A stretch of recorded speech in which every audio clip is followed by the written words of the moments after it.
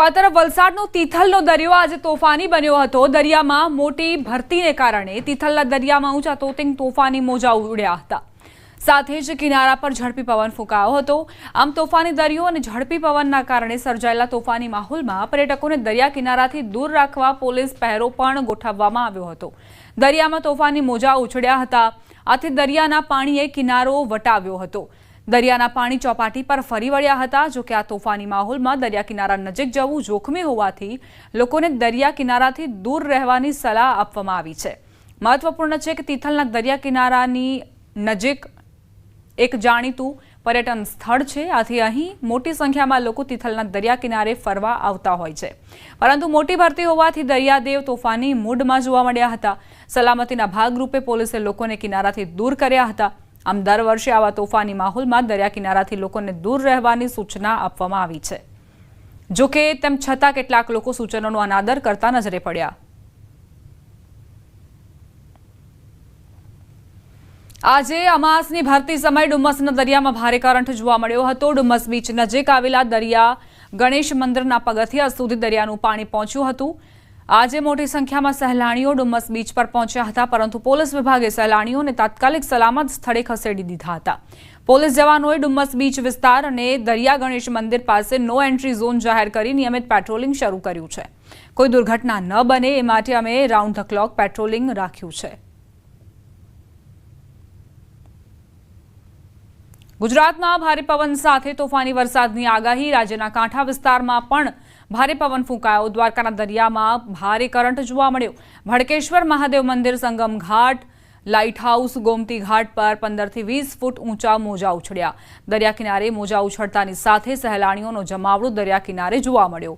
અરબી સમુદ્ર પાસે આવેલા સંગમ ઘાટ, લાઇટ હાઉસ, ગોમતી ઘાટ પર દરિયા કિનારે ત્રીજા દિવસે પણ ઊંચા મોજા ઉછળી રહ્યા છે।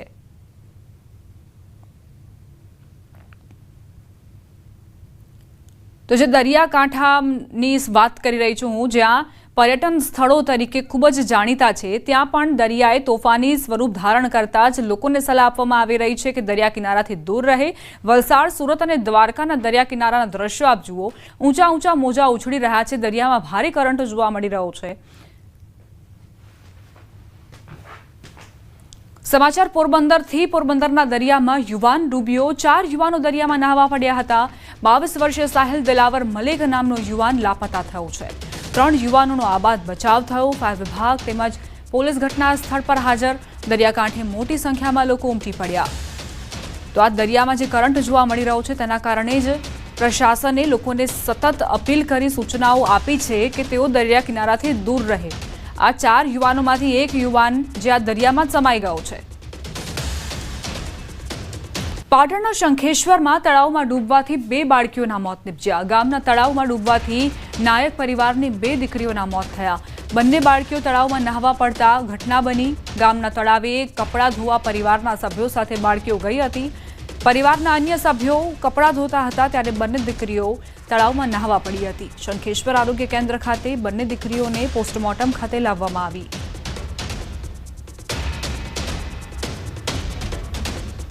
અમરેલીમાં પણ મેઘ સવારી આવી પહોંચી। અમરેલી સહિત 2 તાલુકામાં વીજળીના કડાકા ભડાકા સાથે વરસાદ ખાબક્યો। રાજુલા તાલુકાના ડુંગર, માંડલ, ડોળિયા સહિતના વિસ્તારોમાં ભારે પવન સાથે વરસાદ પડ્યો। જાફરાબાદ તાલુકાના વઢેરા, મિતિયાળા સહિતના ગ્રામ્ય વિસ્તારમાં વરસાદથી રોડ પર પાણી વહેતા થયા। આ દ્રશ્યો રાજુલાના છે। અહીં પણ કડાકા ભડાકા સાથે વરસાદ તૂટી પડ્યો હતો। રાજુલા જ નહીં પરંતુ ડુંગર, માંડલ, ડોળિયા, બાલાપર સહિતના ગ્રામ્ય વિસ્તારમાં ભારે પવન સાથે વરસાદ પડ્યો। રાજુલાના કોસ્ટલ બેલ્ટ વિસ્તાર વરસાદથી વાતાવરણમાં ઠંડક પ્રસરી। ભાવનગરમાં ભારે પવન સાથે વરસાદ તૂટી પડ્યો। અલંગ, ત્રાપજ, તણસા સહિતના ગ્રામ્ય પંથકમાં વરસાદ પડ્યો। વડોદરાના ડભોઈમાં પણ 4 દિવસથી હાથ તાળી આપતો વરસાદ આખરે વરસ્યો હતો। ડભોઈમાં વીજળીના ચમકારા સાથે વરસાદ ખાબક્યો। એસટી ડેપો, ટાવર બજાર, કન્યા શાળા, શિનોર રોડ પર વરસાદથી રોડ પર પાણી ભરાયા। સુરત જિલ્લામાં વરસાદની આગાહીથી ખેડૂતોમાં ચિંતા વ્યાપી છે। અગાઉના વરસાદમાં નુકસાન ભોગવ્યા બાદ ખેડૂતો હવે ફરીથી પાક પલળવાની ભીતિ સેવી રહ્યા છે। ખેડૂતો તાત્કાલિક ડાંગર મંડળીમાં જમા કરાવી રહ્યા છે। મંડળી બહાર લાંબી લાઈનો નજરે પડી રહી છે। મંડળીના પ્રમુખે ખેડૂતોને ઝડપી વળતર મળે તે માટે સરકાર પાસે માંગ કરી। મિલરો દ્વારા ખેડૂતોને યોગ્ય ભાવ આપવા અનુરોધ કર્યો। મૂળદ મંડળમાં અત્યાર સુધી 19,000 ગુણોનો સ્ટોક જમાવ્યો. સહકારી નેતા દર્શન નાયકે મુખ્યમંત્રીને પત્ર લખી માવઠાથી થયેલા નુકસાનના તાત્કાલિક સર્વે અને વળતરની માંગ કરી.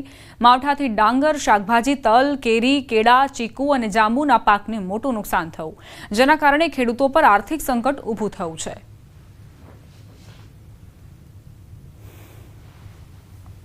હાલની પરિસ્થિતિ એવી છે આજે 4 દિવસથી કે મેનેજમેન્ટ બી શું કરે, કારણ કે કુદરત જ્યાં રૂઠો છે. નમ્ર રજ છે સરકારને કે આ જે વરસાદ વહેલો આવવાથી જે ખેડૂતોને નુકસાન થયું છે એ તરફ દ્રષ્ટિ કરી કંઈક વિચારે એવું હું માગણી કરું છું. સુરત જિલ્લામાં છેલ્લા 4-5 દિવસથી વરસાદી વાતાવરણને કારણે છૂટક વરસાદ પડવાના કારણે ખેડૂતોના ડાંગરમાં મોટા પ્રમાણનું નુકસાન વેઠવાનો વારો ખેડૂતોને આવ્યો છે. ખેડૂતોના તલ હોય, રાઈ હોય અને પવનના કારણે મોટા પ્રમાણમાં કેરીના પાકને, બાગાયતી પાકને પણ મોટા પ્રમાણમાં નુકસાન